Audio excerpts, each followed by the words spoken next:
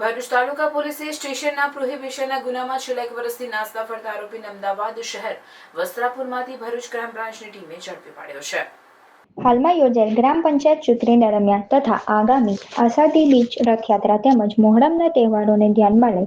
ભરૂચ જિલ્લામાં કાયદો અને વ્યવસ્થાની પરિસ્થિતિ જળવાઈ રહે તે હેતુથી જિલ્લામાં પ્રોહિબિશન અને જુગારની અસામાજિક પ્રવૃત્તિ ઉપર વિશેષ ધ્યાન આપી ભૂતકાળમાં પકડાયેલ બુટલેગરોની હાલની પ્રવૃત્તિની વોચ કરી નાસ્તા ફરતા યાદીમાં સામેલ હોય તેવા આરોપીઓને પકડવાની દિશામાં અસરકારક અને પરિણામલક્ષી કામગીરી કરવા ઉચ્ચ અધિકારીઓ તરફથી ખાસ સૂચના આપવામાં આવેલ. જે અનુસંધાને એલસીબી પોલીસ ઇન્સ્પેક્ટર એમપી વાળા દ્વારા વિવિધ ટીમની રચના કરી જરૂરી સૂચના અને માર્ગદર્શન આપેલ, જેથી એલસીબી ટીમ દ્વારા હ્યુમન ઇન્ટેલિજન્સ અને ટેકનિકલ સર્વેલન્સના આધારે નાસ્તા ફરતા આરોપીઓ પકડવા વર્કઆઉટ હાથ ધરેલ. આ દરમિયાન પોલીસ સબ ઇન્સ્પેક્ટર બીએ તુવરની ટીમને હકીકત મળેલ કે ભરૂચ તાલુકા પોલીસ સ્ટેશનના પ્રોહિબિશનના ગુનામાં છેલ્લા 1 વર્ષથી નાસ્તો ફરતો આરોપી વિરેન્દ્રસિંહ રાજપૂત રહે રાજસ્થાનનો હાલ અમદાવાદ શહેરના વસ્ત્રાપુર વિસ્તારમાં જોવામાં આવેલ છે અને આ આરોપી નાસ્તો ફરતો હોય